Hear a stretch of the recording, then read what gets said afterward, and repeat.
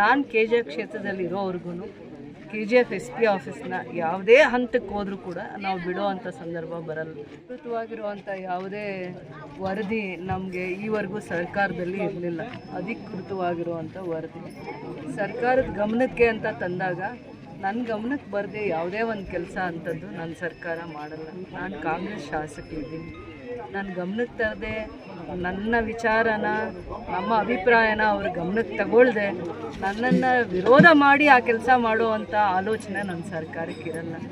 ಏನಾದರೂ ಯೋಜನೆ ಏನಾದರೂ ಕಾರಣ ಅಂತ ನಮಗೆ ಈವರೆಗೂ ಮಾಹಿತಿ ರಿಪೋರ್ಟ್ಸ್ ಏನೂ ಬಂದಿಲ್ಲ. ನೀವು ಹೇಳೋ ಥರ ವರದಿ ಸರ್ಕಾರದಲ್ಲಿ ಯಾವುದೂ ಇರಲಿಲ್ಲ ಮತ್ತು ಸರ್ಕಾರ ಕೂಡ ನನ್ನ ಗಮನಕ್ಕೆ ತಂದಿಲ್ಲ.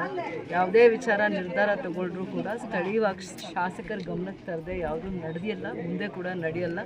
ನಾನು KGF ಕ್ಷೇತ್ರದಲ್ಲಿ ಇರೋವರೆಗೂ KGF SP ಆಫೀಸ್ನ ಯಾವುದೇ ಹಂತಕ್ಕೆ ಹೋದರೂ ಕೂಡ ನಾವು ಬಿಡೋವಂಥ ಸಂದರ್ಭ ಬರಲ್ಲ.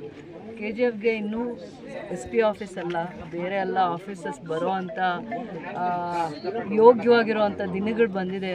ಅದು ಬಿಟ್ಟು ನೀವು ಹೇಳೋ ಥರ ನಿಮ್ಮ ಆಲೋಚನೆಗೆ ಬಂದಿರೋ ಥರ ಆಗೋವಂಥ ಪರಿಸ್ಥಿತಿ KGFಗೆಲ್ಲ ಇನ್ನೆಲ್ಲ ಒಳ್ಳೆ ದಿನಗಳು ಬರುತ್ತೆ. ನಾವು ಕೋರಿರೋದು ಎಲ್ಲ ಆಫೀಸು KGF ಬರುತ್ತೆ.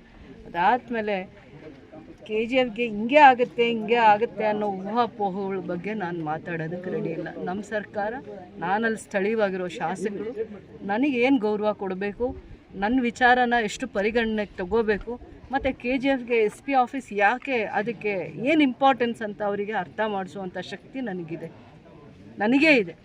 ಯಾಕೆ KGFಗೆ SP ಆಫೀಸ್ ಬೇಕು, SP ಆಫೀಸ್ನ ಉಳಿಸ್ಕೊಳ್ಳೋ ಅಂಥ ಪ್ರಯತ್ನ ಏನು ಹಿಂದೆ ಮಾಡಿದ್ದೀನಿ, ಏನೇನು ಷಡ್ಯಂತ್ರಕ್ಕೆ ನಾನು ಯಾವ ರೀತಿ ನನ್ನ ಪರಿಶ್ರಮ ಏನು ಅಂತ ನನಗೆ ಅರ್ಥ ಮಾಡಿಸ್ಕೊಳ್ಳೋದಕ್ಕೆ ನನಗೆ ಶಕ್ತಿ ಇದೆ.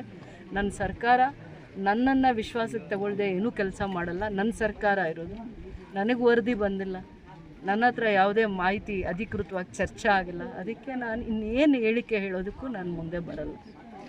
ನನಗೆ ಗೊತ್ತಿದೆ ನನ್ನ ಸರ್ಕಾರದಲ್ಲಿ ಕೆಲಸ ಮಾಡಿಸ್ಕೊಳ್ಳೋದು, ಯಾವ ಆಫೀಸ್ನ ಪ್ರಾಮುಖ್ಯತೆ ಏನು, ಆದ್ಯತೆ ಏನು ಅಂತ ನನಗೆ ಗೊತ್ತಿದೆ. ನಾನು ನನಗೆ ಅದರ ಮಾಹಿತಿ ಬಂದಾಗ ಅಧಿಕೃತವಾಗಿ ನಾನು ಅದಕ್ಕೆ ರಿಯಾಕ್ಟ್ ಮಾಡ್ತೀನಿ.